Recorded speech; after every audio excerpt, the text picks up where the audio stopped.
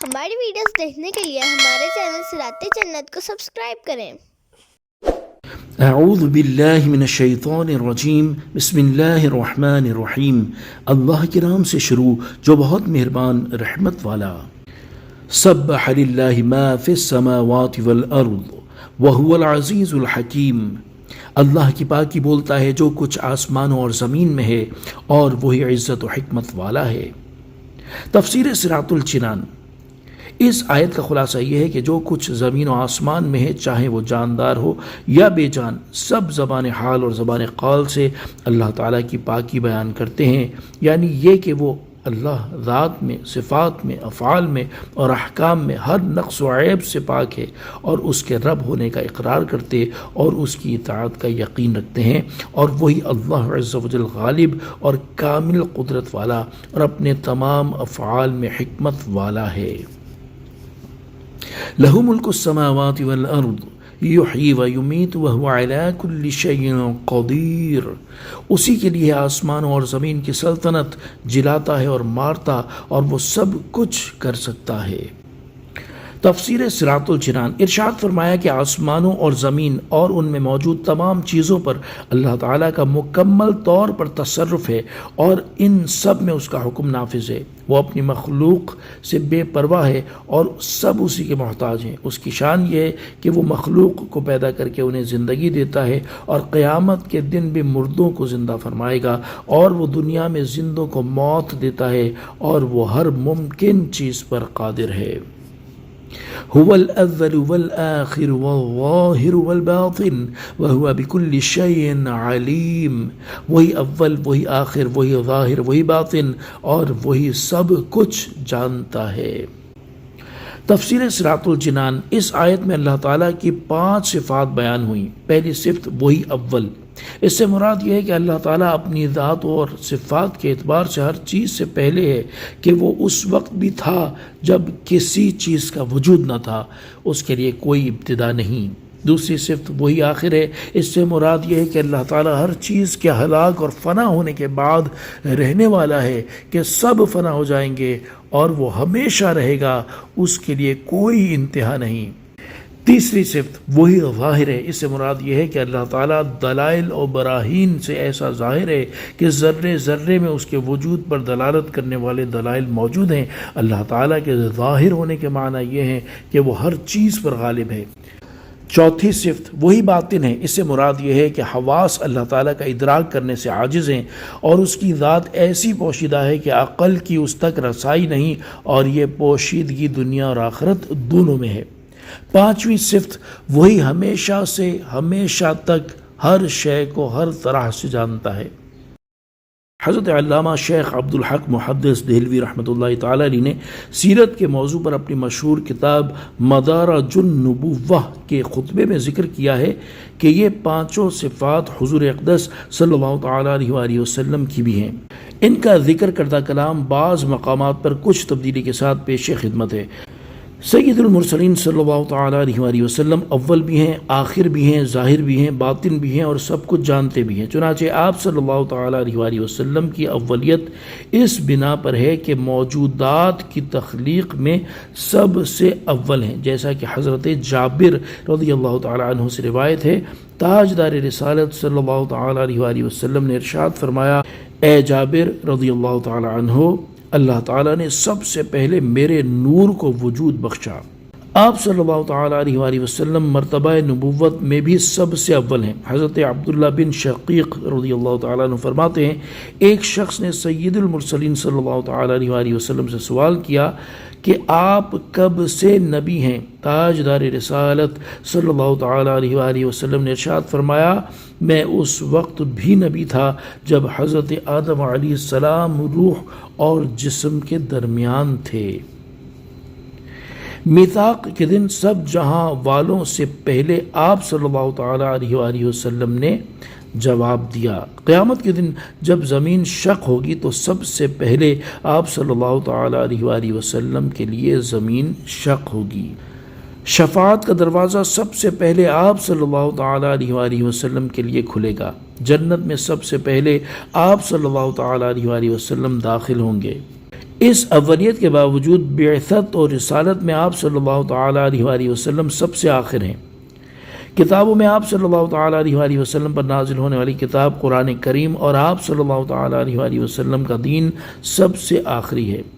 آپ صلی اللہ تعالیٰ علیہ وآلہ وسلم کے ظاہر سے مراد یہ ہے کہ آپ صلی اللہ تعالیٰ علیہ وآلہ وسلم ہی کے انوار نے پورے آفاق کو گھیر رکھا ہے، جس سے سارا جہان روشن ہے۔ مخلوق میں سے کسی کا ظہور آپ کے ظہور کی مانند اور کسی کا نور آپ کے نور کے ہم پلہ نہیں، اور باطن سے مراد یہ ہے کہ آپ صلی اللہ تعالیٰ علیہ وسلم کے وہ اسرار ہیں جن کی حقیقت کا ادراک مخلوق کے لیے ناممکن ہے،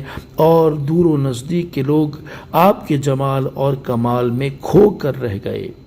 اور آخر میں فرماتے ہیں وَهُوَ بِكُلِّ شَيْءٍ عَلِيمٌ کا ارشاد بلا شبہ حضور اکرم صلی اللہ علیہ وآلہ وسلم کے لیے بھی ہے، کیونکہ وَفَوْقَ كُلِّ ذِي عِلْمٍ عَلِيمٌ یعنی اور ہر علم والے سے اوپر علم والا ہے کہ صفات آپ ہی میں موجود ہیں۔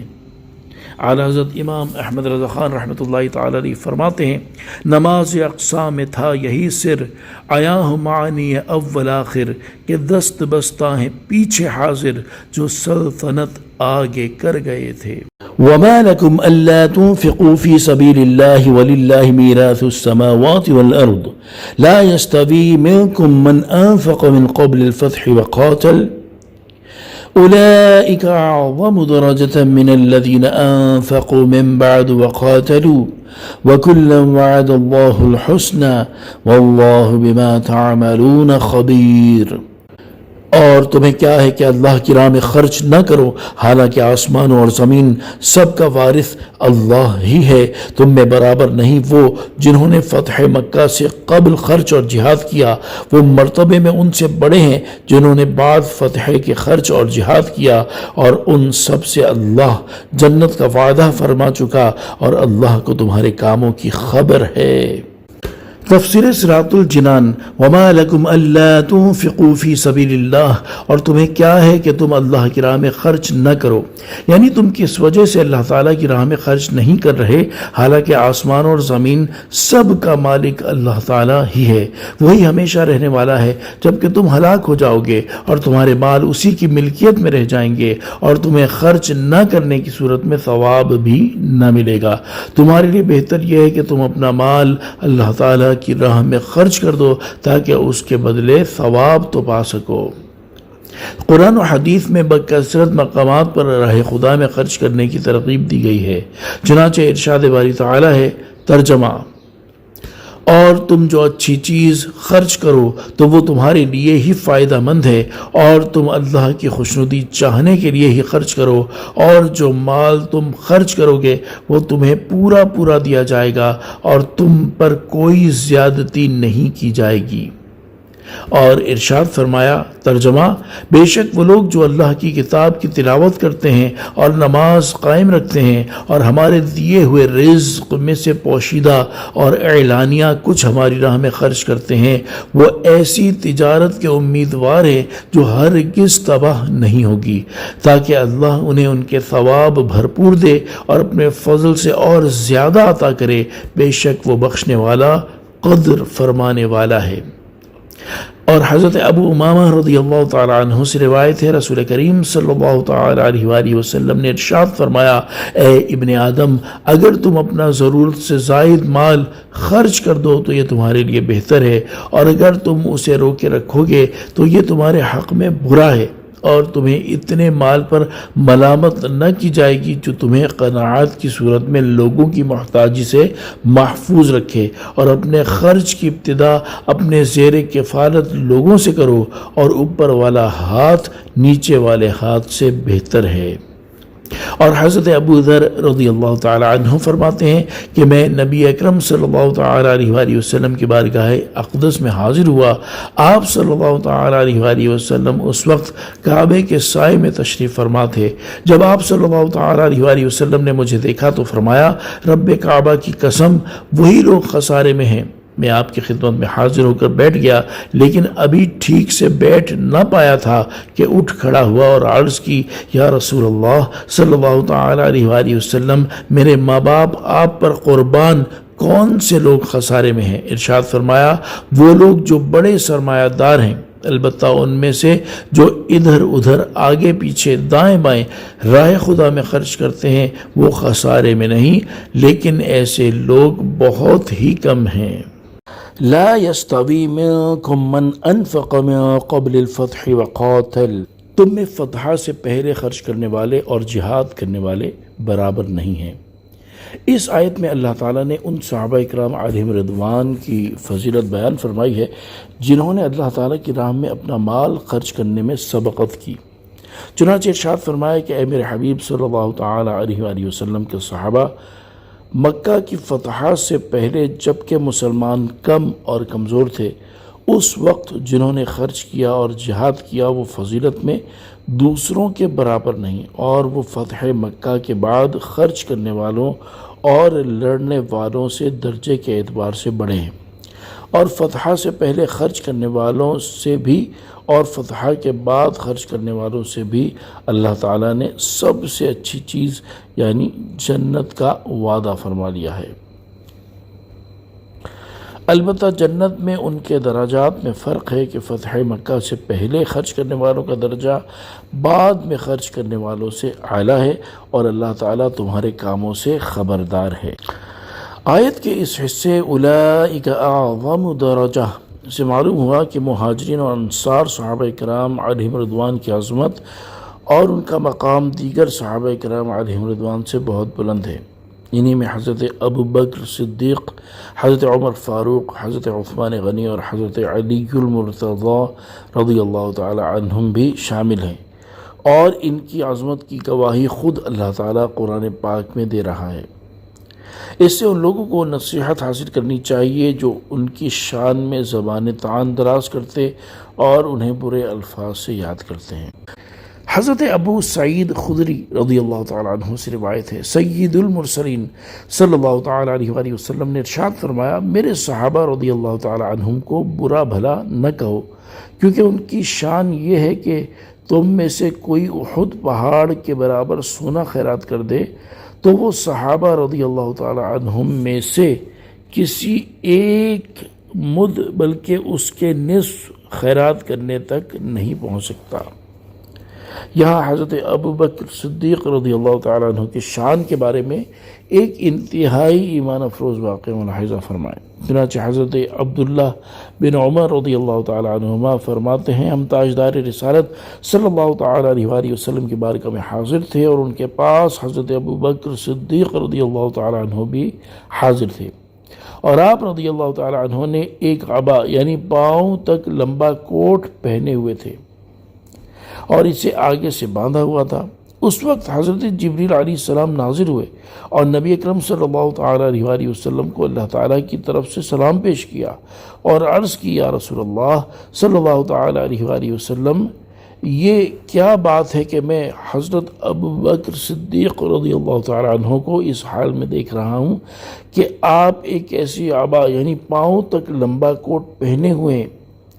جسے سامنے سے کانٹوں کے ساتھ جوڑا ہوا ہے۔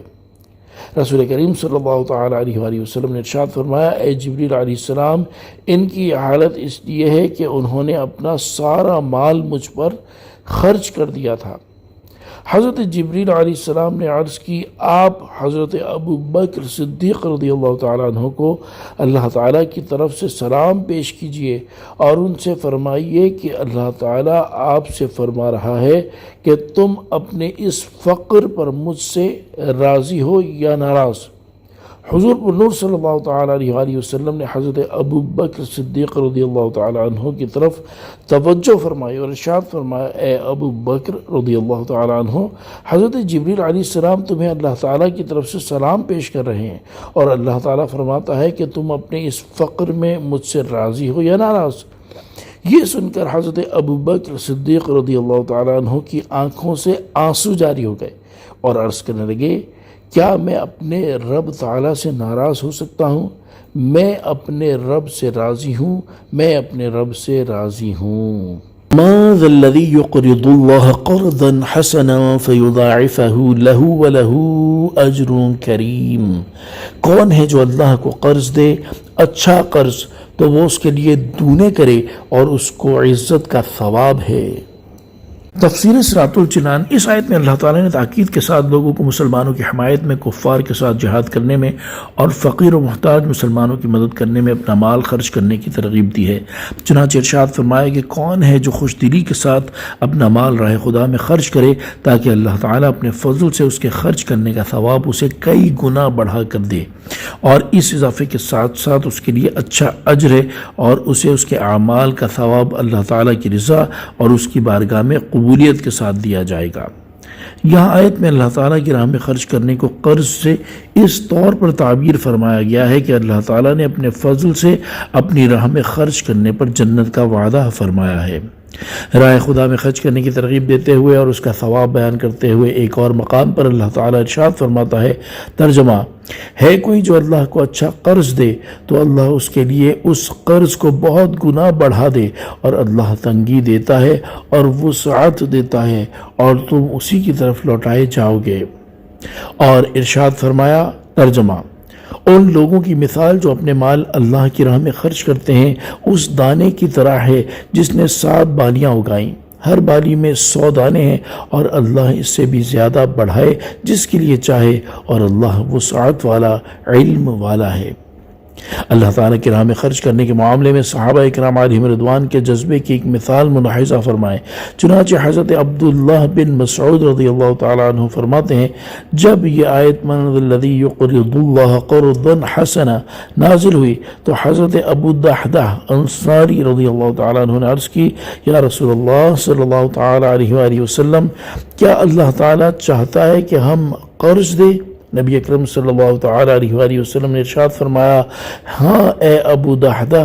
ابو دحدہ رضی اللہ تعالیٰ عنہ نے عرض کی، یا رسول اللہ صلی اللہ تعالیٰ علیہ وآلہ وسلم، اپنا دست اقدس مجھے دکھائیے۔ حضرت ابو دحدہ رضی اللہ تعالیٰ عنہ نے دست اقدس تھام کر عرض کی، میں نے اپنا باغ اپنے رب کی بارگاہ میں بطور قرض پیش کر دیا۔ حضرت عبداللہ بن مسعود رضی اللہ تعالیٰ عنہ فرماتے ہیں، ان کے باغ میں 600 کھجور کے درخت تھے اور ام دحدہ اور ان کے بچے بھی اسی میں رہتے تھے۔ حضرت ابو دحدہ رضی اللہ تعالیٰ عنہ آئے اور انہوں نے پکارا، اے ام دحدہ۔ انہوں نے عرض کی، لبیک میں حاضر ہوں۔ حضرت ابو دحدہ رضی اللہ تعالیٰ عنہ نے فرمایا، آپ اس باغ سے نکل چلیں کیونکہ میں نے اس باغ کو اپنے رب عز و جل کی بارگاہ میں بطور قرض پیش کر دیا ہے۔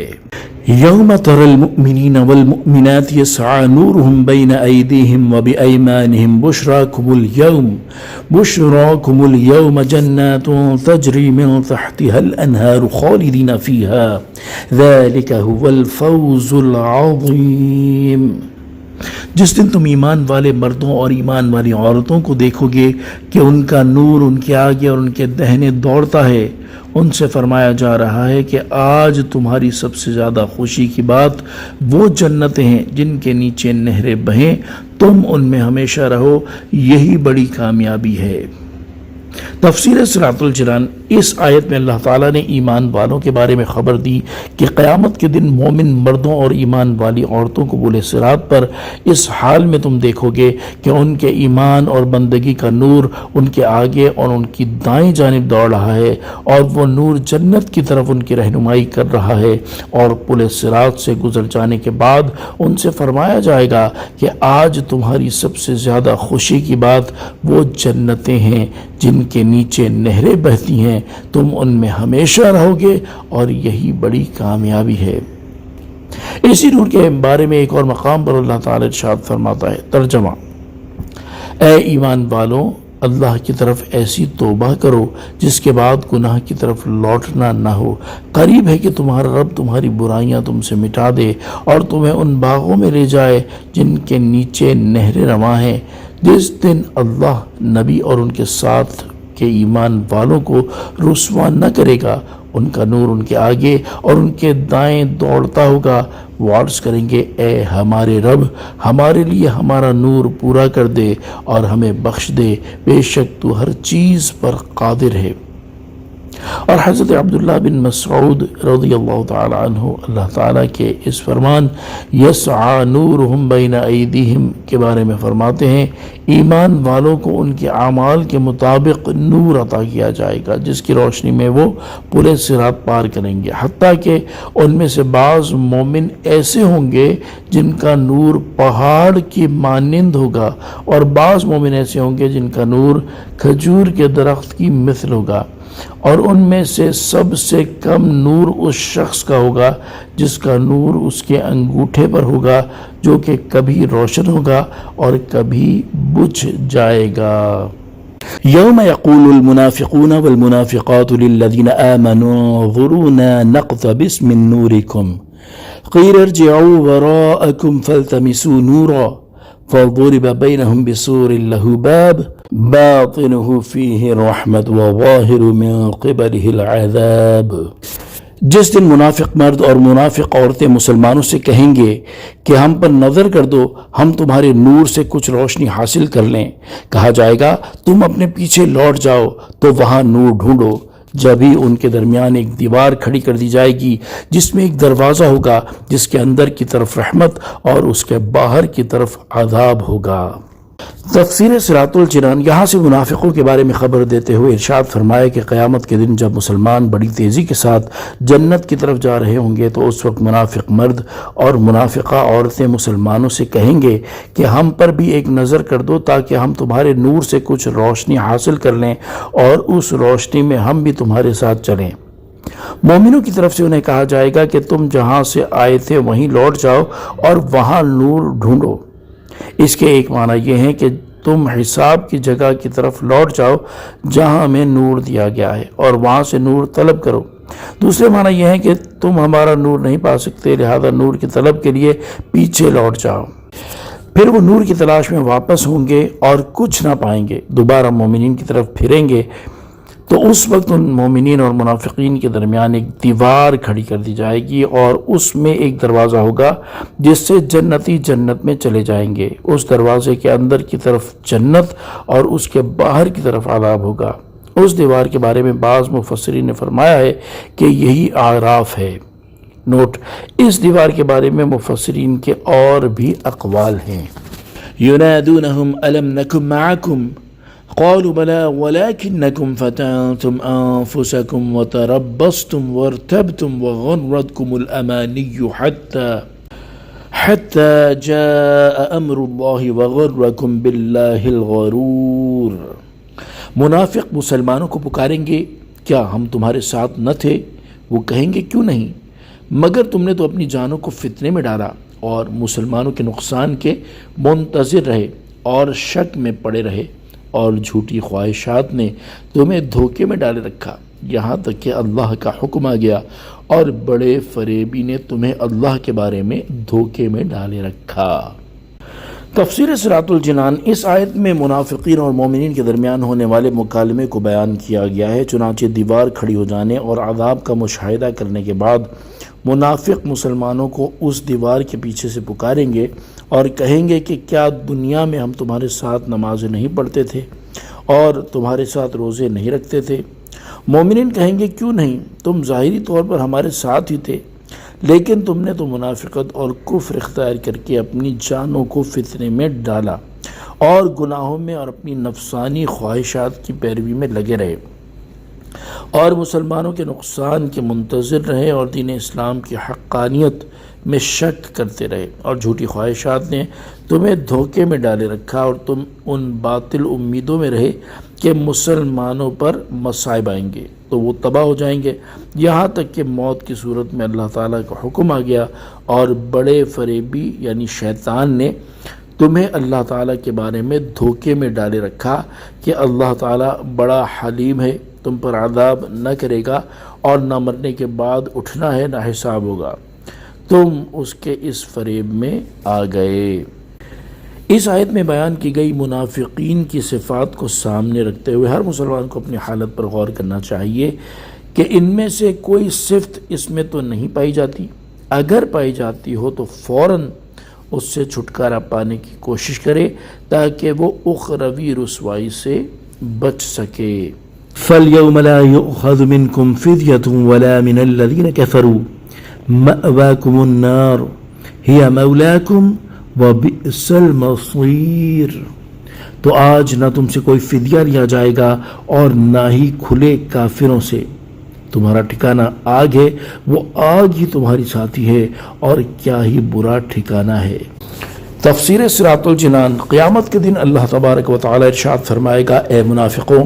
آج تم سے کوئی فدیہ نہیں لیا جائے گا جسے دے کر تم اپنی جان کو عذاب سے بچا سکو، اور نہ ہی کھلے کافروں سے فدیہ لیا جائے گا۔ تمہارا ٹھکانہ آگ ہے، اور تم اس کے علاوہ کسی اور ٹھکانے کی طرف کبھی نہیں لوٹو گے۔ وہ آگ ہی تمہاری ساتھی ہے، اور وہ آگ کیا ہی برا ٹھکانہ ہے۔ بعض مفسرین نے فرمایا کہ فدیہ نہ لیے جانے کا معنی یہ ہے کہ آج تم سے ایمان قبول کیا جائے گا اور نہ ہی توبہ قبول کی جائے گی۔ أَلَمْ يَأْنِ لِلَّذِينَ آمَنُوا أَن تَخْشَعَ قُلُوبُهُمْ لِذِكْرِ اللَّهِ وَمَا نَزَلَ مِنَ الْحَقِّ وَلَا يَكُونُوا كَالَّذِينَ أُوتُوا الْكِتَابَ مِنْ قَبْلُ فَطَالَ عَلَيْهِمُ الْأَمَدُ فَقَسَتْ قُلُوبُهُمْ وَكَثِيرٌ مِّنْهُمْ فَاسِقُونَ۔ کیا ایمان والوں کے لیے ابھی وہ وقت نہیں آیا کہ ان کے دل اللہ کی یاد اور اس حق کے لیے جھک جائیں جو نازل ہوا ہے، اور مسلمان ان جیسے نہ ہوں جنہیں پہلے کتاب دی گئی، پھر ان پر مدت دراز ہو گئی تو ان کے دل سخت ہو گئے، اور ان میں بہت سے فاسق ہیں۔ تفسیر صراط الجنان۔ اس آیت کے شان نزول کے بارے میں ام المؤمنین حضرت عائشہ صدیقہ رضی اللہ تعالی عنہا سے مروی ہے کہ نبی کریم صلی اللہ تعالی علیہ وآلہ وسلم اپنے دولت سرائے اقدس سے باہر آئے اور مسجد میں صحابہ کرام رضی اللہ تعالی عنہم کی ایک جماعت کے پاس تشریف لے گئے۔ وہ لوگ آپس میں ہنس رہے تھے۔ آپ ان کے پاس اس حال میں آئے کہ آپ کی چادر مبارک گھسٹ رہی تھی اور چہرہ انور سرخ تھا۔ آپ نے ان سے ارشاد فرمایا، تم ہنس رہے ہو حالانکہ ابھی تک تمہارے رب کی طرف سے امان نہیں آئی کہ اس نے تمہیں بخش دیا ہے، اور تمہارے ہنسنے پر یہ آیت نازل ہوئی ہے، أَلَمْ يَأْنِ لِلَّذِينَ آمَنُوا أَن تَخْشَعَ قُلُوبُهُمْ لِذِكْرِ اللَّهِ۔ صحابہ اکرام رضی اللہ تعالی عنہم نے عرض کی، یا رسول اللہ صلی اللہ تعالی علیہ وآلہ وسلم، اس ہنسی کا کفارہ کیا ہے؟ ارشاد فرمایا، اتنا ہی رونا۔ اس آیت کا خلاصہ یہ ہے کہ کیا ایمان والوں کے لیے ابھی وہ وقت نہیں آیا کہ جب ان کے سامنے اللہ تعالیٰ کا ذکر کیا جائے اور قرآن کی آیتیں پڑھی جائیں تو ان کے دل نرم پڑ جائیں۔ حضرت نافع رضی اللہ تعالیٰ عنہ فرماتے ہیں، حضرت عبداللہ بن عمر رضی اللہ تعالیٰ عنہما جب اس آیت مبارکہ أَلَمْ يَأْنِ لِلَّذِينَ آمَنُوا أَن تَخْشَعَ قُلُوبُهُمْ لِذِكْرِ اللَّهِ کی تلاوت کرتے تو آپ کی آنکھوں سے آنسو جاری ہو جاتے اور اتنا روتے کہ آپ بے حال ہو جاتے۔ اسی آیت مبارکہ کو سن کر بہت سے لوگ اپنے گناہوں سے تائب ہوئے اور ولایت کی عظیم منازل پر فائز ہوئے۔ حضرت فضل بن موسیٰ رحمۃ اللہ تعالی علیہ فرماتے ہیں، حضرت فضیل بن عیاض رحمۃ اللہ تعالی علیہ توبہ سے پہلے ڈاکو تھے۔ ان کی توبہ کا سبب یہ ہوا کہ انہیں ایک لونڈی سے عشق ہو گیا۔ ایک مرتبہ وہ اس کے پاس جانے کے لیے دیوار پر چڑھ رہے تھے کہ اس وقت کسی نے یہ آیت پڑھی، أَلَمْ يَأْنِ لِلَّذِينَ آمَنُوا أَن تَخْشَعَ قُلُوبُهُمْ لِذِكْرِ اللَّهِ۔ جو ہی یہ آیت آپ نے سنی تو بے اختیار آپ کے منہ سے نکلا، کیوں نہیں میرے پروردگار، اب اس کا وقت آ گیا ہے۔ چنانچہ آپ دیوار سے اتر پڑے اور رات کو ایک سنسان اور بے آباد کھنڈر نما مکان میں جا کر بیٹھ گئے۔ وہاں ایک قافلہ موجود تھا اور شرکائے قافلہ میں سے بعض کہہ رہے تھے کہ ہم سفر جاری رکھیں گے، اور بعض نے کہا کہ صبح تک یہیں رک جاؤ کیونکہ فضیل بن عیاض ڈاکو اسی اطراف میں رہتا ہے، کہیں وہ ہم پر حملہ نہ کر دے۔ آپ نے قافلے والوں کی باتیں سنی تو غور کرنے لگے اور کہا، افسوس، میں رات کے وقت بھی گناہ کرتا ہوں، اور میرے گناہوں کی وجہ سے مسلمانوں کا حال یہ ہے کہ وہ مجھ سے خوف زدہ ہیں، حالانکہ اللہ تعالیٰ مجھے ان کے پاس اس حال میں لایا ہے کہ میں اب اپنے جرم سے رجوع کر چکا ہوں۔ اے اللہ عز و جل، میں تیری بارگاہ میں توبہ کرتا ہوں اور اب ساری زندگی کعبۃ اللہ کی مجاوری میں گزاروں گا۔ حضرت مالک بن دینار رحمۃ اللہ تعالی علیہ توبہ سے پہلے نشے کے عادی تھے۔ آپ کی توبہ کا سبب یہ بنا کہ آپ اپنی ایک بیٹی سے بہت محبت کیا کرتے تھے، اس کا انتقال ہوا تو آپ نے شعبان کی 15ویں رات خواب دیکھا کہ آپ کی قبر سے ایک بہت بڑا اژدہا نکل کر آپ کے پیچھے رینگنے لگا ہے۔ آپ جب تیز چلنے لگتے تو وہ بھی تیز ہو جاتا۔ پھر آپ ایک کمزور سن رسیدہ شخص کے قریب سے گزرے تو اس سے کہا مجھے اس اژدہے سے بچائیں۔ انہوں نے جواب دیا میں کمزور ہوں، رفتار تیز کر لو، شاید اس طرح اس سے نجات پا سکو۔ تو آپ مزید تیز چلنے لگے، اژدہا پیچھے ہی تھا، یہاں تک کہ آپ آگ کے ابلتے ہوئے گڑھوں کے پاس سے گزرے، قریب تھا کہ آپ اس میں گر جاتے۔ اتنے میں ایک آواز آئی، تو میرا اہل نہیں ہے۔ آپ چلتے رہے حتیٰ کہ ایک پہاڑ پر چڑھ گئے،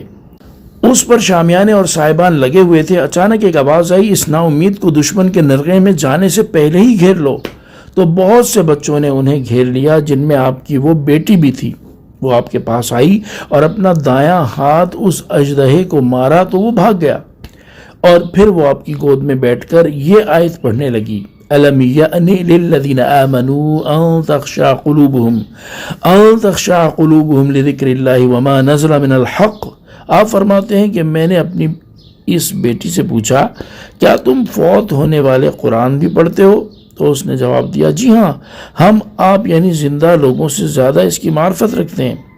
پھر آپ نے اس سے اس جگہ ٹھہرنے کا مقصد پوچھا تو اس نے بتایا یہ بچے قیامت تک یہیں ٹھہر کر اپنے ان والدین کا انتظار کریں گے جنہوں نے انہیں آگے بھیجا ہے۔ پھر اس اژدہے کے بارے میں پوچھا تو اس نے بتایا وہ آپ کا برا عمل ہے۔ پھر اس ضعیف العمر شخص کے بارے میں پوچھا تو اس نے بتایا وہ آپ کا نیک عمل ہے۔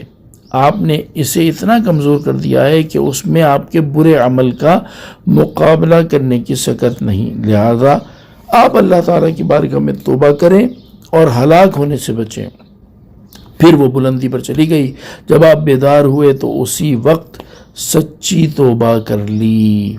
وَلَا يَكُونُوا كَالَّذِينَ أُوتُوا الْكِتَابَ مِنْ قَبْلُ، اور مسلمان ان جیسے نہ ہوں جنہیں پہلے کتاب دی گئی۔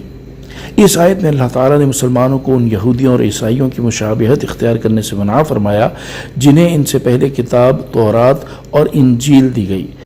جب ان پر ان کے اور ان کے انبیاء اکرام علیہم السلام کے درمیان کی مدت دراز ہو گئی تو ان کا حال یہ ہوا کہ انہوں نے اپنے ہاتھوں سے اللہ تعالیٰ کی کتاب میں تبدیلی کر دی اور اس کے بدلے تھوڑی سی قیمت حاصل کر لی، اور اس کتاب کو اپنی پیٹھ کے پیچھے پھینک دیا اور مختلف نظریات اور عجیب و غریب اقوال کے در پہ ہوئے اور دین الہی کے احکام پر لوگوں کے کہنے کے مطابق عمل کرنے لگے، اور انہوں نے اپنے علماء اور راہبوں کو اللہ تعالیٰ کے علاوہ اپنا رب مان لیا۔ تو اس وقت ان کے دل سخت ہو گئے، اور اس سختی کی وجہ سے ان کا یہ حال ہوا کہ وہ کسی نصیحت کو قبول کرتے ہیں اور نہ ہی جنت کی بشارت اور جہنم کی وعید سن کر ان کے دل نرم ہوتے ہیں۔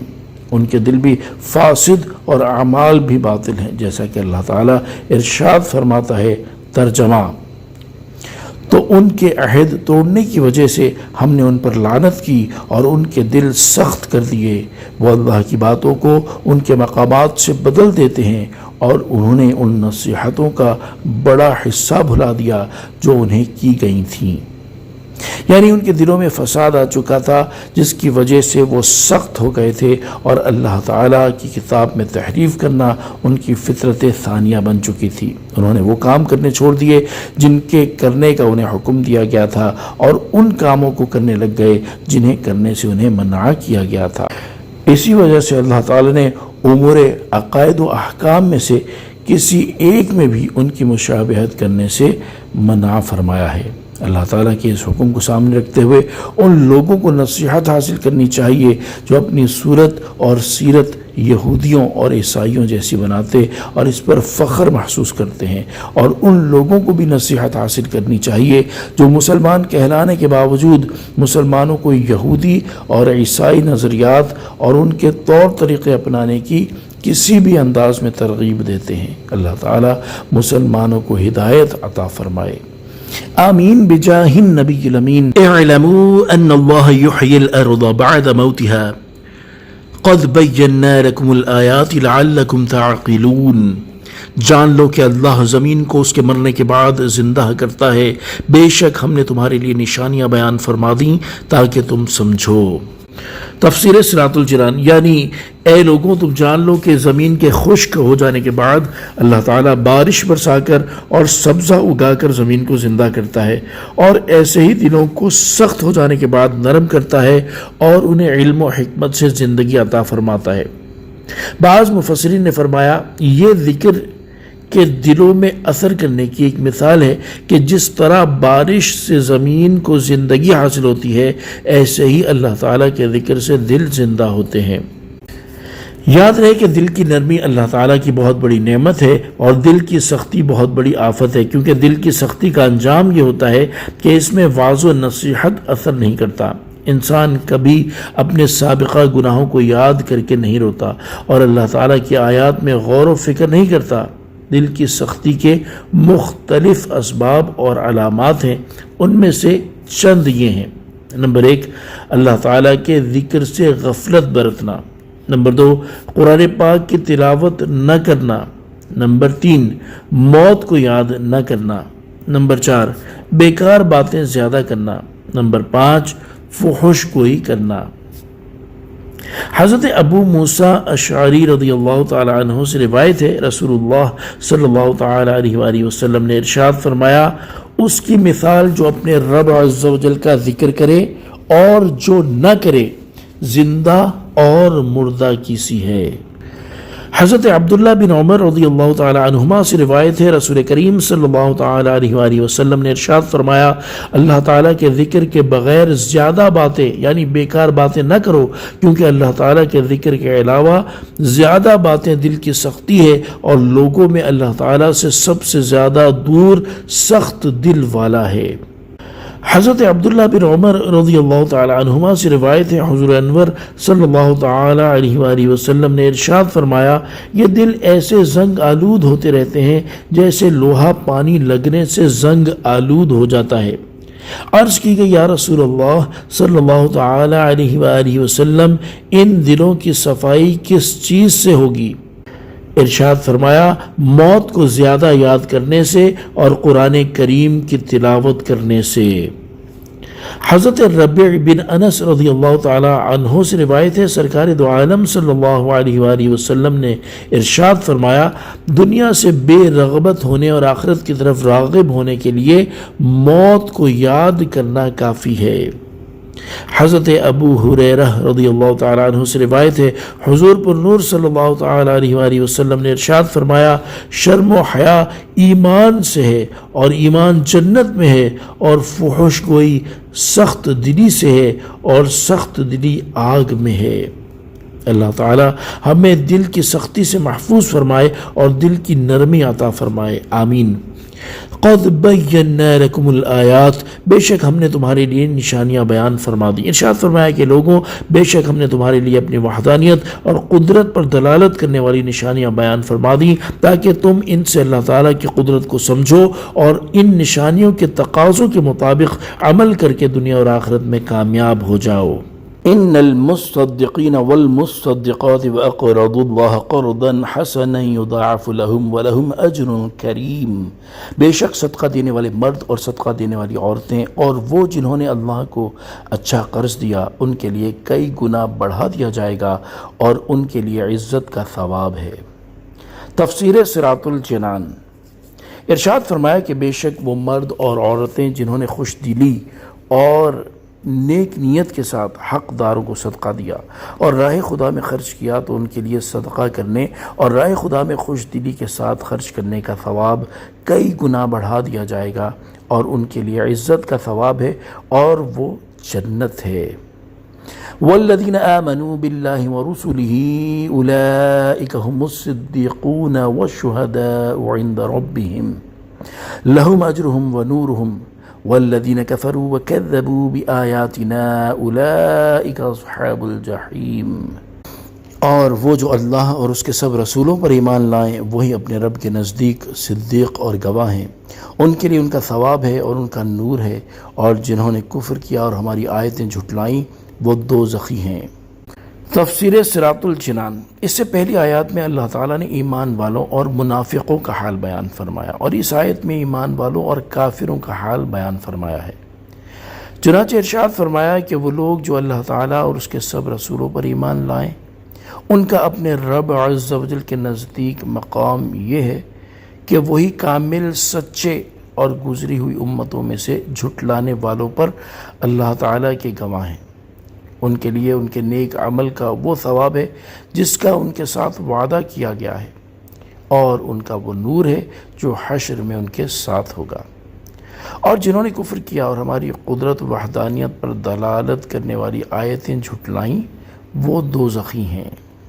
اعلموا انما الحیاة الدنیا لعب ولہو وزینۃ وتفاخر بینکم وتکاثر فی الاموال والاولاد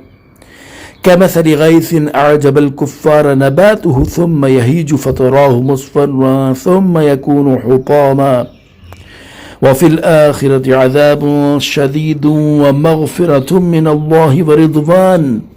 وما الحياة الدنيا إلا متاع الغرور۔ جان لو کہ دنیا کی زندگی تو صرف کھیل کود اور زینت اور آپس میں فخر و غرور کرنا اور مالوں اور اولاد میں ایک دوسرے پر زیادتی چاہنا ہے۔ دنیا کی زندگی ایسے ہے جیسے وہ بارش جس کا اگایا ہوا سبزہ کسانوں کو اچھا لگا، پھر وہ سبزہ سوکھ جاتا ہے تو تم اسے زرد دیکھتے ہو، پھر وہ پامال کیا ہوا بیکار ہو جاتا ہے، اور آخرت میں سخت عذاب ہے اور اللہ کی طرف سے بخشش اور اس کی رضا بھی ہے، اور دنیا کی زندگی تو صرف دھوکے کا سامان ہے۔ تفسیر صراط الجنان، آخرت اور اس میں مخلوق کے احوال ذکر کرنے کے بعد اس آیت میں دنیا کی حقیقت بیان کی جا رہی ہے تاکہ مسلمان اس کی طرف راغب نہ ہوں، کیونکہ دنیا بہت کم نفع والی اور جلد ختم ہو جانے والی ہے۔ اس آیت میں اللہ تعالیٰ نے دنیا کے بارے میں 5 چیزیں اور ایک مثال بیان فرمائی ہے۔ وہ 5 چیزیں یہ ہیں: نمبر 1 اور 2، دنیا کی زندگی تو صرف کھیل کود ہے جو کہ بچوں کا کام ہے، اور صرف اس کے حصول میں محنت و مشقت کرتے رہنا وقت ضائع کرنے کے سوا کچھ نہیں۔ نمبر 3، دنیا کی زندگی زینت و آرائش کا نام ہے جو کہ عورتوں کا شیوا ہے۔ نمبر 4 اور 5، دنیا کی زندگی آپس میں فخر و غرور کرنے اور مال اور اولاد میں ایک دوسرے پر زیادتی چاہنے کا نام ہے، اور جب دنیا کا یہ حال ہے اور اس میں ایسی قباحتیں موجود ہیں تو اس میں دل لگانے اور اس کے حصول کی کوشش کرتے رہنے کی بجائے ان کاموں میں مشغول ہونا چاہیے جن سے اخروی زندگی سنور سکتی ہے۔ اس کے بعد اللہ تعالیٰ نے دنیاوی زندگی کی ایک مثال ارشاد فرمائی کہ دنیا کی زندگی ایسی ہے جیسے وہ بارش جس کا اگایا ہوا سبزہ کسانوں کو اچھا لگتا ہے، پھر وہ سبزہ کسی زمینی یا آسمانی آفت کی وجہ سے سوکھ جاتا ہے تو تم اس کی سبزی سبز رنگ جاتے رہنے کے بعد اسے زرد دیکھتے ہو، پھر وہ پامال کیا ہوا بیکار ہو جاتا ہے۔ یہی حال دنیا کی زندگی کا ہے جس پر دنیا کا طلبگار بہت خوش ہوتا ہے اور اس کے ساتھ بہت سی امیدیں رکھتا ہے، لیکن وہ انتہائی جلد گزر جاتی ہے۔ اس دنیا کے مقابلے میں آخرت ہے جس میں اللہ تعالیٰ کا سخت عذاب بھی ہے، جو دنیا کے طلبگاروں، لہو و لعب میں زندگی گزارنے والوں اور آخرت سے بے پرواہ لوگوں کے لیے ہے جو بطور خاص کفار ہیں، جبکہ دوسری طرف آخرت میں اللہ تعالیٰ کی طرف سے بخشش اور اس کی خوشنودی بھی ہے جو اس آدمی کے لیے ہے جس نے دنیا کو آخرت پر ترجیح نہ دی۔ اور حقیقت یہ ہے کہ دنیا کی زندگی تو صرف دھوکے کا سامان ہے۔ دنیا دھوکے کا سامان اس کے لیے ہے جو دنیا ہی کا ہو جائے اور اس پر بھروسہ کر لے اور آخرت کی فکر نہ کرے، اور جو شخص دنیا میں رہ کر آخرت کا طلبگار ہو اور دنیاوی اسباب سے بھی آخرت ہی کے لیے تعلق رکھے تو اس کے لیے دنیا آخرت کی کامیابی کا ذریعہ ہے۔ حضرت ابو ہریرہ رضی اللہ تعالیٰ عنہ سے روایت ہے، نبی اکرم صلی اللہ تعالیٰ علیہ وآلہ وسلم نے ارشاد فرمایا، دنیا ملعون ہے اور اس کی ہر چیز بھی ملعون ہے، البتہ دنیا میں سے جو اللہ تعالیٰ کے لیے ہے وہ ملعون نہیں۔ حضرت عبداللہ بن مسور ہاشمی رضی اللہ تعالیٰ عنہ سے روایت ہے، رسول کریم صلی اللہ تعالیٰ علیہ وآلہ وسلم نے ارشاد فرمایا، اس بندے پر انتہائی تعجب ہے جو آخرت کے گھر کی تصدیق کرتا ہے لیکن وہ دھوکے والے گھر یعنی دنیا کے لیے کوشش کرتا ہے۔ اللہ تبارک و تعالی ہمیں دنیا کی حقیقت سمجھنے کی توفیق عطا فرمائے اور دنیا میں رہ کر اپنی آخرت کی تیاری کی توفیق عطا فرمائے۔ دنیا کی حقیقت اور اس کے بارے میں مزید تفصیل جاننے کے لیے امام غزالی رحمۃ اللہ تعالی علیہ کی مشہور تصنیف احیاء العلوم کی 3 جلد میں موجود باب دنیا کی مذمت کا مطالعہ فرمائیں۔ سابقوا إلى مغفرة من ربكم وجنة عرضها كعرض السماء والأرض أعدت للذين آمنوا بالله ورسله ذلك فضل الله يؤتيه من يشاء والله ذو الفضل العظيم۔ اپنے رب کی بخشش اور اس جنت کی طرف ایک دوسرے سے آگے بڑھ جاؤ جس کی چوڑائی آسمان و زمین کی وسعت جیسی ہے۔ اللہ اور اس کے سب رسولوں پر ایمان لانے والوں کے لیے تیار کی گئی ہے۔ یہ اللہ کا فضل ہے جسے چاہے دے، اور اللہ بڑے فضل والا ہے۔ تفسیر صراط الجنان۔ اس سے پہلی آیت میں اللہ تعالیٰ نے دنیا کے حقیر ہونے اور آخرت کے عظیم ہونے کو بیان فرمایا، اور اس آیت میں اللہ تعالیٰ نے اپنے بندوں کو ان اعمال میں جلدی کرنے اور ایک دوسرے سے آگے بڑھ جانے کی ترغیب دی ہے جن کی بنا پر بندہ اللہ تعالیٰ کے فضل سے اس کی بخشش اور جنت کا حقدار قرار پاتا ہے۔ چنانچہ اس آیت کا خلاصہ یہ ہے کہ اے لوگوں، دنیا کی زندگی بہت قلیل ہے، اس لیے وہ اعمال کرنے میں جلدی کرو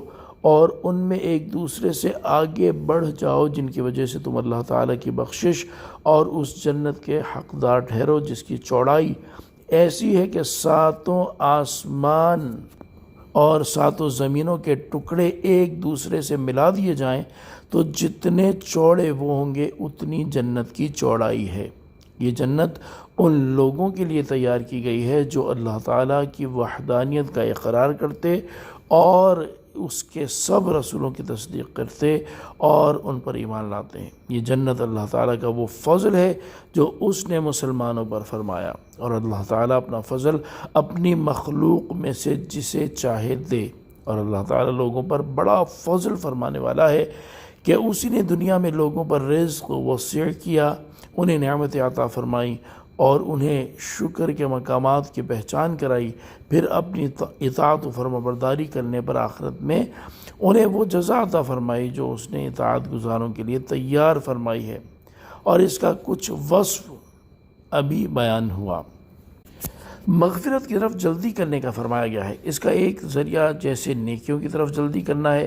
اسی طرح دوسرا طریقہ توبہ کرنا اور استغفار کرنا بھی ہے کہ اللہ تعالیٰ کی بارگاہ میں اپنے گناہوں کی معافی مانگتے رہیں۔ چنانچہ دعائے مغفرت نہایت محبوب شے ہے، لہذا مسلمان بندے کو اپنی بخشش کی دعا کرتے رہنا چاہیے، اور خصوصاً اگر گناہوں سے توبہ کر کے ہو، اور نور علی نور، یہ کہ بارگاہ مصطفیٰ صلی اللہ تعالیٰ علیہ وآلہ وسلم میں حاضر ہو کر اپنی بخشش کی دعا کی جائے۔ چنانچہ اللہ تعالیٰ ارشاد فرماتا ہے وَاسْتَغْفِرُ اللَّهَ إِنَّ اللَّهَ غَفُورٌ رَحِيمٌ۔ ترجمہ، اور اللہ سے بخشش مانگو، بے شک اللہ بخشنے والا مہربان ہے۔ اور ارشاد فرماتا ہے وَمَنْ يَعْمَلْ سُوءًا أَوْ يَظْلِمْ نَفْسَهُ ثُمَّ يَسْتَغْفِرِ اللَّهَ يَجِدِ اللَّهَ غَفُورًا رَحِيمًا۔ اور جو کوئی برا کام کرے یا اپنی جان پر ظلم کرے پھر اللہ سے مغفرت طلب کرے تو اللہ کو بخشنے والا مہربان پائے گا۔ حضرت انس بن مالک رضی اللہ تعالیٰ عنہ سے روایت ہے، حضور پر نور صلی اللہ تعالیٰ علیہ وآلہ وسلم نے ارشاد فرمایا، اللہ تعالیٰ فرماتا ہے اے انسان، جب تک تو مجھ سے دعا کرتا اور امید رکھتا رہے گا میں تیرے گناہ بخشتا رہوں گا، چاہے تجھ میں کتنے ہی گناہ ہوں، مجھے کوئی پرواہ نہیں۔ اے انسان، اگر تیرے گناہ آسمان تک پہنچ جائیں پھر تو بخشش مانگے تو میں بخش دوں گا، مجھے کوئی پرواہ نہیں۔ اے انسان، اگر تو زمین بھر گناہ بھی میرے پاس لے کر آئے لیکن تو نے شرک نہ کیا ہو تو میں تجھے اس کے برابر بخش دوں گا۔ اور حضرت ابو ہریرہ رضی اللہ تعالیٰ عنہ سے روایت ہے، نبی اکرم صلی اللہ تعالیٰ علیہ وآلہ وسلم نے ارشاد فرمایا، تم میں سے کوئی اس طرح نہ کہے یا اللہ اگر تو چاہے تو مجھے بخش، یا اللہ عز و جل اگر تو چاہے تو مجھ پر رحم فرما، بلکہ یقین کے ساتھ سوال کرنا چاہیے کیونکہ اللہ تعالیٰ کو کوئی مجبور کرنے والا نہیں۔ اور اللہ تعالیٰ ارشاد فرماتا ہے، ترجمہ، اور وہ لوگ کہ جب کسی بے حیائی کا ارتکاب کر لیں یا اپنی جانوں پر ظلم کر لیں تو اللہ کو یاد کر کے اپنے گناہوں کی معافی مانگیں، اور اللہ کے علاوہ کون گناہوں کو معاف کر سکتا ہے، اور یہ لوگ جان بوجھ کر اپنے برے اعمال پر اصرار نہ کریں۔ اور اللہ تعالیٰ ارشاد فرماتا ہے وَلَوْ أَنَّهُمْ ظَلَمُوا أَنفُسَهُمْ جَاءُوكَ فَاسْتَغْفَرُوا اللَّهَ وَاسْتَغْفَرَ لَهُمُ الرَّسُولُ لَوَجَدُوا اللَّهَ تَوَّابًا رَحِيمًا۔ اور اگر جب وہ اپنی جانوں پر ظلم کر بیٹھے تھے تو اے حبیب تمہاری بارگاہ میں حاضر ہو جاتے، پھر اللہ سے معافی مانگتے اور رسول بھی ان کی مغفرت کی دعا فرماتے، تو ضرور اللہ کو بہت توبہ قبول کرنے والا مہربان پاتے۔ دعا ہے کہ اللہ تعالی ہمیں اپنے حبیب صلی اللہ تعالی علیہ وآلہ وسلم کے صدقے ایمان پر قائم رہنے اور گناہوں سے توبہ و استغفار کرنے کی توفیق عطا فرمائے، آمین بجاہ النبی الامین۔ ما اصاب من مصیبت فی الارض ولا فی انفسکم الا فی کتاب من قبل ان نبرأها ان ذلک علی اللہ یسیر۔ زمین میں اور تمہاری جانوں میں جو مصیبت پہنچتی ہے وہ ہمارے اسے پیدا کرنے سے پہلے ہی ایک کتاب میں لکھی ہوئی ہے، بے شک یہ اللہ پر آسان ہے۔ تفسیر صراط الجنان۔ اس آیت میں اللہ تعالیٰ نے اپنی قضاء اور تقدیر کا بیان فرمایا ہے کہ اے لوگوں، زمین میں قحط کی، بارش رک جانے کی، پیداوار نہ ہونے کی، پھلوں کی کمی کی اور کھیتیوں کے تباہ ہونے کی، اسی طرح تمہاری جانوں میں بیماریوں کی اور اولاد کے غموں کی جو مصیبت تمہیں پہنچتی ہے وہ ہمارے اسے یعنی زمین کو یا جانوں کو یا مصیبت کو پیدا کرنے سے پہلے ہی ہماری ایک کتاب لوح محفوظ میں لکھی ہوئی ہوتی ہے، اور انہیں لوح محفوظ میں لکھ دینا ہمارے لیے آسان ہے۔ یاد رہے کہ بندے کو پہنچنے والی ہر مصیبت اس کی تقدیر میں لکھی ہوئی ہے،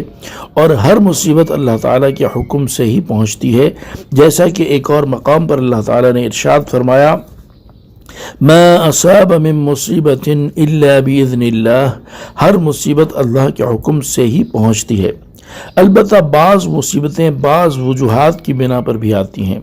اور یہ وجوہات بھی لوح محفوظ میں لکھی ہوئی ہیں۔ ان وجوہات میں سے ایک وجہ گناہ کرنا ہے، جیسا کہ اللہ تعالیٰ ارشاد فرماتا ہے وَمَا أَصَابَكُم مِّن مُّصِيبَةٍ فَبِمَا كَسَبَتْ أَيْدِيكُمْ وَيَعْفُو عَن كَثِيرٍ، اور تمہیں جو مصیبت پہنچی وہ تمہارے ہاتھوں کے کمائے ہوئے اعمال کی وجہ سے ہے، اور بہت کچھ تو وہ معاف فرما دیتا ہے۔ اور حضرت ابو موسیٰ اشعری رضی اللہ تعالیٰ عنہ سے روایت ہے، حضور پر نور صلی اللہ تعالیٰ علیہ وآلہ وسلم نے ارشاد فرمایا بندے کو جو چھوٹی یا بڑی مصیبت پہنچتی ہے وہ کسی گناہ کی وجہ سے پہنچتی ہے، اور جو گناہ اللہ تعالیٰ معاف فرما دیتا ہے وہ اس سے بہت زیادہ ہوتے ہیں۔ اور بسا اوقات مومن کے گناہوں کو معاف کرنے اور اس کے درجات کی بلندی کے لیے اسے مصیبت پہنچتی ہے، جیسا کہ حضرت عائشہ صدیقہ رضی اللہ تعالی عنہا سے روایت ہے، تاجدار رسالت صلی اللہ تعالی علیہ وآلہ وسلم نے ارشاد فرمایا مومن کو کانٹا چبھنے یا اس سے بڑی کوئی تکلیف پہنچتی ہے تو اس کی وجہ سے اللہ تعالیٰ اس کا ایک درجہ بلند کر دیتا ہے یا اس کی ایک خطا مٹا دیتا ہے۔ لہذا جس شخص پر کوئی مصیبت آئے تو اسے چاہیے کہ وہ اس بات پر یقین رکھے کہ یہ مصیبت اس کے نصیب میں لکھی ہوئی تھی، اور اس بات پر غور کرے کہ کہیں اس سے کوئی ایسا گناہ صادر نہ ہوا ہو جس کے نتیجے میں اس پر یہ مصیبت آئی۔ نیز اللہ تعالیٰ سے یہ امید رکھے کہ وہ اس مصیبت کے سبب اس کے گناہ مٹا دے اور اس کے درجات بلند فرما دے۔ ایسا کرنے سے ذہن کو سکون نصیب ہوگا، دل کو تسلی حاصل ہوگی، اور مصیبت پر صبر کرنا بھی آسان ہو جائے گا۔ اللہ تبارک و تعالی عمل کی توفیق عطا فرمائے، آمین۔ لِكَيْ لَا تَأْسَوْا عَلَى مَا فَاتَكُمْ وَلَا تَفْرَحُوا بِمَا آتَاكُمْ وَاللَّهُ لَا يُحِبُّ كُلَّ مُخْتَالٍ فَخُورٍ، تاکہ تم اس پر غم نہ کھاؤ جو تم سے جاتی رہی، اور اس پر اتراؤ نہیں جو تمہیں اللہ نے دیا ہے، اور اللہ ہر متکبر بڑائی جتانے والے کو ناپسند کرتا ہے۔ تفسیر صراط الجنان، یعنی تمہیں پہنچنے والی مصیبتیں لوح محفوظ میں لکھ دینے کی حکمت یہ ہے کہ دنیا کا جو ساز و سامان تمہارے ہاتھ سے جاتا رہے تم اس پر غم نہ کھاؤ، اور دنیا کا جو مال و متاع اللہ تعالیٰ نے تمہیں دیا ہے تم اس پر خوش نہ ہو، اور یہ سمجھ لو کہ جو اللہ تعالیٰ نے مقدر فرمایا ہے ضرور ہونا ہے۔ نہ غم کرنے سے کوئی ضائع شدہ چیز واپس مل سکتی ہے اور نہ فنا ہونے والی چیز اترانے کے لائق ہے۔ تو ہونا یہ چاہیے کہ خوشی کی جگہ شکر اور غم کی جگہ صبر اختیار کرو۔ یہاں غم کی مذمت بیان ہوئی ہے۔ اس غم سے مراد انسان کی وہ حالت ہے جس میں صبر نہ ہو اور اللہ تعالیٰ کی تقدیر پر راضی رہنا نہ پایا جائے اور ثواب کی امید بھی آدمی نہ رکھے، جبکہ خوشی سے وہ اترانا مراد ہے جس میں مست ہو کر آدمی شکر سے غافل ہو جائے۔ البتہ وہ رنج و غم جس میں بندہ اللہ تعالیٰ کی طرف متوجہ ہو اور اس کی رضا پر راضی ہو، ایسے ہی وہ خوشی جس پر حق تعالیٰ کا شکر گزار ہو ممنوع نہیں۔ حضرت امام جعفر صادق رضی اللہ تعالیٰ عنہ فرماتے ہیں، اے فرزند آدم، کسی چیز کے فقدان پر کیوں غم کرتا ہے؟ یہ اس کو تیرے پاس واپس نہ لائے گا، اور کسی موجود چیز پر کیوں اتراتا ہے؟ موت اس کو تیرے ہاتھ میں نہ چھوڑے گی۔ الذين يبخلون ويأمرون الناس بالبخل ومن يتول فإن الله هو الغني الحميد۔ وہ جو بخل کریں اور لوگوں کو بخل کرنے کا کہیں اور جو منہ پھیرے تو بے شک اللہ ہی بے نیاز حمد کے لائق ہے۔ تفسیر صراط الجنان۔ اس آیت کی ایک تفسیر یہ ہے کہ اللہ تعالیٰ ان لوگوں کو پسند نہیں فرماتا جو اپنے پاس مال اور دنیا کا ساز و سامان ہونے کے باوجود اس مال و دولت سے محبت اور اپنے نزدیک اس کی قدر کی وجہ سے اس مال میں بخل کرتے ہیں اور اس مال کو اللہ تعالیٰ کی راہ میں اور نیک کاموں میں خرچ نہیں کرتے، اور وہ صرف اپنے بخل کو ہی کافی نہیں سمجھتے بلکہ لوگوں کو بھی بخل کرنے کا حکم دیتے ہیں اور اپنا مال روک لینے کی ترغیب دیتے ہیں، اور جو واجب صدقات سے منہ پھیرے تو بے شک اللہ تعالیٰ ہی تمام مخلوق سے بے نیاز اور حمد کے لائق ہے۔ دوسری تفسیر یہ ہے کہ وہ یہودی جو سابقہ کتابوں میں لکھے ہوئے تاجدار رسالت صلی اللہ تعالیٰ علیہ وآلہ وسلم کے اوصاف چھپاتے ہیں اور ان کے اوصاف بیان کرنے سے خود بھی بخل کرتے ہیں اور دوسروں کو بھی اس کا حکم دیتے ہیں، تو ان کے لیے سخت وعید ہے۔ اور جو ایمان لانے اور اللہ تعالیٰ اور اس کے رسول کی فرما برداری کرنے سے منہ پھیرے تو بے شک اللہ تعالیٰ ہی اپنی تمام مخلوق سے بے نیاز اور حمد کے لائق ہے، تو ان سے کس طرح بے نیاز نہ ہوگا۔ اللہ تعالیٰ کی راہ میں خرچ کرنے سے بخل کرنے والوں کے بارے میں اللہ تعالیٰ ارشاد فرماتا ہے۔ ترجمہ: ہاں یہ تم ہو جو بلائے جاتے ہو تاکہ تم اللہ کی راہ میں خرچ کرو، تو تم میں کوئی بخل کرتا ہے، اور جو بخل کرے وہ اپنی ہی جان سے بخل کرتا ہے، اور اللہ بے نیاز ہے اور تم سب محتاج ہو، اور اگر تم منہ پھیرو گے تو وہ تمہارے سوا اور لوگ بدل دے گا، پھر وہ تم جیسے نہ ہوں گے۔ اور سید المرسلین صلی اللہ تعالیٰ علیہ وآلہ وسلم کے اوصاف چھپانے والوں کے بارے میں ارشاد فرماتا ہے۔ ترجمہ: بے شک وہ لوگ جو ہماری اتاری ہوئی روشن باتوں اور ہدایت کو چھپاتے ہیں، حالانکہ ہم نے اسے لوگوں کے لیے کتاب میں واضح فرما دیا ہے، تو ان پر اللہ لعنت فرماتا ہے اور لعنت کرنے والے ان پر لعنت کرتے ہیں۔ اور ارشاد فرماتا ہے۔ ترجمہ: اور یاد کرو جب اللہ نے ان لوگوں سے عہد لیا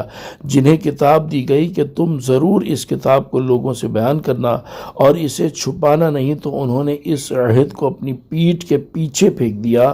اور اس کے بدلے تھوڑی سی قیمت حاصل کر لی، تو یہ کتنی بری خریداری ہے۔ ہرگز گمان نہ کرو ان لوگوں کو جو اپنے اعمال پر خوش ہوتے ہیں اور پسند کرتے ہیں کہ ان کی ایسے کاموں پر تعریف کی جائے جو انہوں نے کیے ہی نہیں، انہیں ہرگز عذاب سے دور نہ سمجھو اور ان کے لیے دردناک عذاب ہے۔ ان آیات سے معلوم ہوا کہ اللہ تعالیٰ کی راہ میں مال خرچ کرنے سے بخل کرنا، لوگوں کو بخل کرنے کی ترغیب دینا، یوں ہی حضور بالنور صلی اللہ تعالیٰ علیہ وآلہ وسلم کے اوصاف چھپانا اور ان اوصاف کو چھپانے کی ترغیب دینا انتہائی مذموم اعمال ہیں۔ اللہ تبارک و تعالیٰ ان چیزوں سے ہمیں محفوظ رکھے، آمین بجاہ النبی الامین۔ لقد ارسلنا رسلنا بالبينات وانزلنا معهم الكتاب والميزان ليقوم الناس بالقسط وانزلنا الحديد فيه بأس شديد ومنافع للناس وليعلم الله من ينصره ورسله بالغيب ان اللہ قوی عزیز۔ بے شک ہم نے اپنے رسولوں کو روشن دلیلوں کے ساتھ بھیجا اور ان کے ساتھ کتاب اور عدل کی ترازو اتاری تاکہ لوگ انصاف پر قائم ہوں، اور ہم نے لوہا اتارا، اس میں سخت لڑائی کا سامان ہے اور لوگوں کے لیے فائدے ہیں، اور تاکہ اللہ اس شخص کو دیکھے جو بغیر دیکھے اللہ اور اس کے رسولوں کی مدد کرتا ہے، بے شک اللہ قوت والا غالب ہے۔ تفسیر صراط الجنان۔ اس آیت کا خلاصہ یہ ہے کہ اللہ تعالیٰ نے اپنے رسولوں کو ان کی امتوں کی طرف روشن دلیلوں کے ساتھ بھیجا اور ان کے ساتھ ان چیزوں کو نازل فرمایا۔ نمبر 1، دین کے احکام اور مسائل بیان کرنے والی کتاب۔ نمبر 2، ترازو۔ ایک قول یہ ہے کہ ترازو سے یہاں مراد عدل ہے۔ اس صورت میں معنی یہ ہے کہ ہم نے عدل کا حکم دیا، اور ایک قول یہ ہے کہ ترازو سے وزن کرنے کا آلہ ہی مراد ہے، اور ترازو نازل کرنے سے مقصود یہ ہے کہ لوگ آپس میں تول کر چیزیں لینے دینے کے معاملے میں انصاف پر قائم ہوں اور کوئی کسی کی حق تلفی نہ کرے۔ مروی ہے کہ حضرت جبریل علیہ السلام حضرت نوح علیہ السلام کے پاس ترازو لائے اور فرمایا کہ اپنی قوم کو حکم دیجئے کہ اس سے وزن کریں۔ نمبر 3، لوہا۔ مفسرین نے فرمایا کہ یہاں آیت میں اتارنا پیدا کرنے کے معنی میں ہے، اور مراد یہ ہے کہ ہم نے لوہا پیدا کیا اور لوگوں کے لیے معادن سے نکالا اور انہیں اس کی صنعت کا علم دیا۔ حضرت عبداللہ بن عمر رضی اللہ تعالی عنہ سے مروی ہے، نبی اکرم صلی اللہ تعالی علیہ وآلہ وسلم نے ارشاد فرمایا، اللہ تعالی نے 4 بابرکت چیزیں آسمان سے زمین کی طرف اتاری۔ نمبر 1، لوہا، نمبر 2، آگ، نمبر 3، پانی، اور نمبر 4، نمک۔ اور لوہے کا فائدہ یہ ہے کہ اس میں انتہائی سخت قوت ہے، یہی وجہ ہے کہ اس سے اسلحہ اور جنگی ساز و سامان بنائے جاتے ہیں، اور اس میں لوگوں کے لیے اور بھی فائدے ہیں کہ لوہا صنعتوں اور دیگر پیشوں میں بہت کام آتا ہے۔ آیت کے آخر میں ارشاد فرمایا کہ لوہا نازل کرنے سے مقصود یہ ہے کہ اللہ تعالیٰ اس شخص کو دیکھے جو جہاد میں لوہے کو استعمال کر کے اللہ تعالیٰ کے دین کی مدد کرتا ہے، حالانکہ اس نے اللہ تعالیٰ کو دیکھا نہیں ہوا۔ بے شک اللہ تعالیٰ قوت والا غالب ہے، اس کو کسی کی مدد درکار نہیں، اور دین کی مدد کرنے کا اس نے جو حکم دیا یہ انہی لوگوں کے فائدے کے لیے ہے۔ وَلَقَدْ أَرْسَلْنَا نُوحًا وَإِبْرَاهِيمَ وَجَعَلْنَا فِي ذُرِّيَّتِهِمَا النُّبُوَّةَ وَالْكِتَابَ فَمِنْهُمْ مُهْتَدٍ وَكَثِيرٌ مِّنْهُمْ فَاسِقُونَ۔ اور بے شک ہم نے نوح اور ابراہیم کو بھیجا اور ان کی اولاد میں نبوت اور کتاب رکھی، تو ان میں کوئی ہدایت یافتہ ہے اور ان میں بہت زیادہ فاسق ہیں۔ تفسیر صراط الجنان۔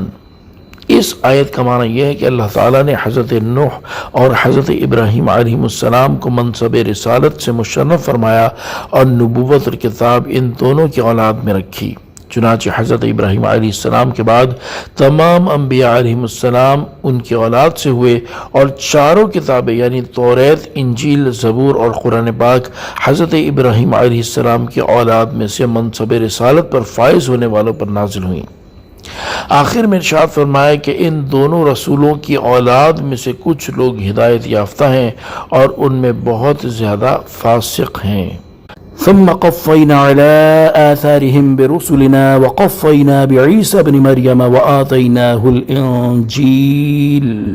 وجعلنا في قلوب الذين اتبعوه رأفة ورحمة ورهبانية ابتدعوها ما كتبناها عليهم إلا ابتغاء رضوان الله فما رعوها حق رعايتها فآتينا الذين آمنوا منهم أجرهم وكثير منهم فاسقون۔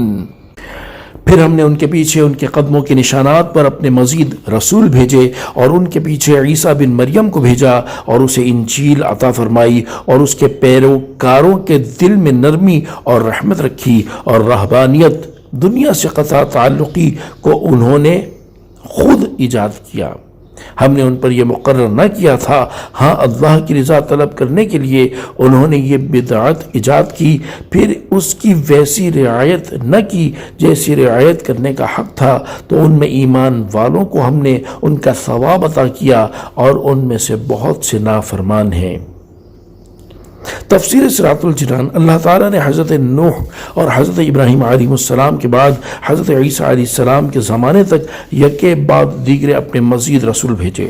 اور ان کے بعد حضرت عیسیٰ بن مریم علیہ السلام کو بھیجا اور انہیں انجیل عطا فرمائی، اور دین میں ان کی پیروی کرنے والے آپس میں ایک دوسرے کے ساتھ محبت و شفقت رکھتے ہیں، اور راہب بننا یعنی پہاڑوں، غاروں اور تنہا مکانوں میں خلوت نشین ہونے، ساؤ معا بنانے، دنیا والوں سے میل جول ترک کرنے، عبادتوں میں اپنے اوپر زائد مشقتیں بڑھا لینے، نکاح نہ کرنے، نہایت موٹے کپڑے پہننے اور ادنا غذا انتہائی کم مقدار میں کھانے کے عمل کو انہوں نے خود ایجاد کیا تھا۔ اللہ تعالیٰ نے ان پر یہ چیزیں مقرر نہ کی تھیں۔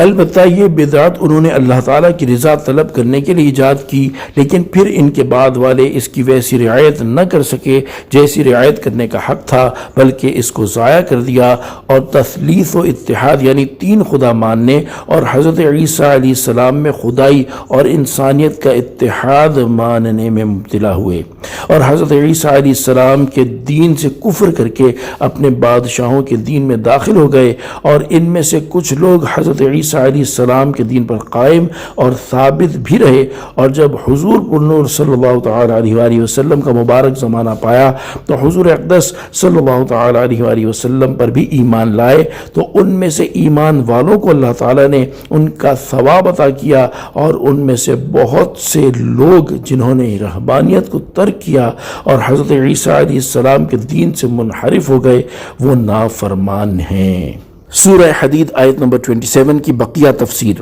بدعات حسنہ جائز اور بدعات سیئہ ممنوع ناجائز ہے۔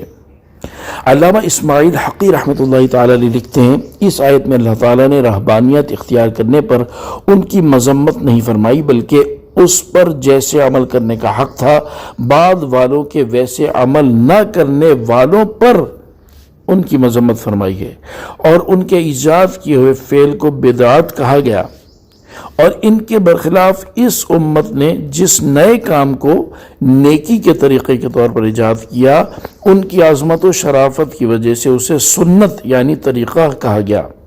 جیسا کہ حضور پرنور صلی اللہ تعالی علیہ وآلہ وسلم نے ارشاد فرمایا، من سن فی الاسلام سنتا حسنہ، جس نے اسلام میں اچھی سنت طریقہ ایجاد کیا۔ اس حدیث میں حضور اقدس صلی اللہ تعالی علیہ وآلہ وسلم نے ہمیں اسلام میں نیک طریقے نکالنے کی اجازت دی ہے، اور اس کا نام سنت رکھا ہے، اور اس طریقے کو نکالنے والوں اور اس طریقے پر عمل کرنے والوں کو اجر و ثواب کی بشارت دی ہے۔ ابو عبداللہ محمد بن احمد قرطبی رحمۃ اللہ تعالی علیہ فرماتے ہیں، یہ آیت اس بات پر دلالت کرتی ہے کہ ہر نیا کام بدعت ہے، تو جو اچھی بدعت نکالے اسے چاہیے کہ وہ اس پر ہمیشہ قائم رہے اور اس کی ضد یعنی مخالف چیز کی طرف عدول نہ کرے، ورنہ وہ اس آیت میں مذکور فسق کی وعید میں داخل ہوگا۔ حضرت علامہ مفتی نعیم الدین مراد آبادی رحمۃ اللہ تعالی علیہ فرماتے ہیں، اس آیت سے معلوم ہوا کہ بدعت یعنی دین میں کسی بات کا نکالنا، اگر وہ بات نیک ہو اور اس سے رضائے الہی مقصود ہو تو بہتر ہے، اس پر ثواب ملتا ہے اور اس کو جاری رکھنا چاہیے۔ ایسی بدعت کو بدعت حسنہ کہتے ہیں۔ البتہ دین میں بری بات نکالنا بدعت سیئہ کہلاتا ہے، وہ ممنوع اور ناجائز ہے، اور بدعت سیئہ حدیث شریف میں وہ بتائی گئی ہے جو خلاف سنت ہو، اس کے نکالنے سے کوئی سنت اٹھ جائے، اس سے ہزارہا مسائل کا فیصلہ ہو جاتا ہے جن میں آج کل لوگ اختلاف کرتے ہیں اور اپنی ہوائے نفسانی سے ایسے امور خیر کو بدعت بتا کر منع کرتے ہیں جن سے دین کی تقویت و تائید ہوتی ہے اور مسلمانوں کو اخروی فوائد پہنچتے ہیں، اور وہ طاعت و عبادات میں ذوق و شوق کے ساتھ مشغول رہتے ہیں۔ ایسے امور کو بدعت بتانا قرآن مجید کی اس آیت کے صریح خلاف ہے۔ یا ایہا الذین آمنوا اتقوا اللہ وآمنوا برسولہ یؤتکم کفلین من رحمتہ ویجعل لکم نورا تمشون بہ ویغفر لکم واللہ غفور رحیم۔ اے ایمان لانے والوں، اللہ سے ڈرو اور اس کے رسول پر ایمان لاؤ تو وہ اپنی رحمت کے 2 حصے تمہیں عطا فرمائے گا، اور وہ تمہارے لیے ایک ایسا نور کر دے گا جس کے ذریعے تم چلو گے، اور وہ تمہیں بخش دے گا، اور اللہ بخشنے والا مہربان ہے۔ تفسیر صراط الجنان۔ اس آیت میں اللہ تعالیٰ نے اہل کتاب کو خطاب کرتے ہوئے فرمایا کہ اے حضرت موسیٰ اور حضرت عیسیٰ علیہ السلام پر ایمان لانے والوں، رسول کریم صلی اللہ تعالیٰ علیہ وآلہ وسلم کے معاملے میں اللہ تعالیٰ سے ڈرو، اور اس کے رسول محمد مصطفیٰ صلی اللہ تعالیٰ علیہ وآلہ وسلم پر ایمان لاؤ تو اللہ تعالیٰ تمہیں دگنا اجر دے گا، کیونکہ تم پہلی کتاب اور پہلے نبی پر بھی ایمان لائے، اور نبی اکرم صلی اللہ تعالیٰ علیہ وآلہ وسلم اور قرآن پاک پر بھی ایمان لائے، اور وہ قیامت کے دن تمہارے لیے پل صراط پر ایک ایسا نور کر دے گا جس کی روشنی کے ذریعے تم چلو گے، اور نبی کریم صلی اللہ تعالیٰ علیہ وآلہ وسلم پر ایمان لانے سے پہلے کہ تمہارے سب گناہ بخش دے گا، اور اللہ تعالیٰ بخشنے والا مہربان ہے۔ حضرت ابو بردہ رضی اللہ تعالیٰ عنہ اپنے والد سے روایت کرتے ہیں، رسول اللہ صلی اللہ تعالیٰ علیہ وآلہ وسلم نے ارشاد فرمایا، 3 آدمیوں کے لیے دگنا اجر ہے۔ نمبر 1، اہل کتاب میں سے وہ شخص جو اپنے نبی پر ایمان لایا اور محمد مصطفیٰ صلی اللہ تعالیٰ علیہ وآلہ وسلم پر بھی ایمان لایا۔ نمبر 2، وہ غلام جو اللہ تعالیٰ کا حق بجا لائے اور اپنے مالکوں کے حقوق بھی پورے کرے۔ نمبر 3، وہ آدمی جس کے پاس لونڈی ہو تو وہ اس سے وطی کرے اور اسے تہذیب و تعلیم کے زیور سے خوب آراستہ کرے، پھر اسے آزاد کرنے کے بعد اس کے ساتھ نکاح کر لے تو اس کے لیے دگنا ثواب ہے۔ لئلا يعلم أهل الكتاب ألا يقدرون على شيء من فضل الله وأن الفضل بيد الله يؤتيه من يشاء والله ذو الفضل العظيم، تاکہ اہل کتاب جان لیں کہ وہ اللہ کے فضل میں سے کسی چیز پر قدرت نہیں رکھتے، اور یہ کہ سارا فضل اللہ کے ہاتھ میں ہے، وہ جسے چاہتا ہے دیتا ہے، اور اللہ بڑے فضل والا ہے۔ تفسیر صراط الجنان۔ اس آیت کا شان نزول یہ ہے کہ جب اوپر والی آیت نازل ہوئی اور اس میں اہل کتاب میں سے مومنین کو سرکار دو عالم صلی اللہ تعالیٰ علیہ وآلہ وسلم کے اوپر ایمان لانے پر دگنے اجر کا وعدہ دیا گیا، تو اہل کتاب میں سے کفار نے کہا، اگر ہم حضور اقدس صلی اللہ تعالیٰ علیہ وآلہ وسلم پر ایمان لائیں تو ہمیں دگنا اجر ملے گا، اور اگر ایمان نہ لائیں تو ہمارے لیے ایک اجر جب بھی رہے گا۔ اس پر یہ آیت نازل ہوئی اور ان کے اس خیال کو رد کرتے ہوئے فرمایا گیا کہ اللہ تعالیٰ نے اہل کتاب کو آخری نبی پر ایمان لانے کا حکم اس لیے دیا ہے تاکہ اہل کتاب جان لیں کہ محمد مصطفیٰ صلی اللہ تعالیٰ علیہ وآلہ وسلم پر ایمان لائے بغیر وہ اللہ تعالیٰ کے فضل یعنی دگنے اجر، نور اور مغفرت میں سے کچھ بھی نہیں پا سکتے، کیونکہ جب وہ سید المرسلین صلی اللہ تعالیٰ علیہ وآلہ وسلم پر ایمان نہیں لائے تو ان کا پہلے انبیاء علیہم السلام پر ایمان لانا بھی ان کے لیے مفید نہ ہوگا۔ اور وہ یہ بھی جان لیں کہ سارا فضل اللہ تعالیٰ کے ہاتھ میں ہے، وہ اپنے بندوں میں سے جسے چاہتا ہے دیتا ہے، کیونکہ وہ قادر اور مختار ہے، اور اللہ تعالیٰ بڑے فضل والا ہے۔ الحمدللہ سورہ حدید آج ترجمہ اور تفسیر کے ساتھ مکمل ہوئی۔ اللہ تبارک و تعالیٰ اس سورہ مبارکہ کی خوب برکتیں ہم سب کو عطا فرمائے، آمین بجاہ النبی الامین صلی اللہ تعالیٰ علیہ وآلہ وسلم۔ صلو علی الحبیب صلی اللہ تعالیٰ علی محمد صلی اللہ تعالیٰ علیہ وآلہ وسلم۔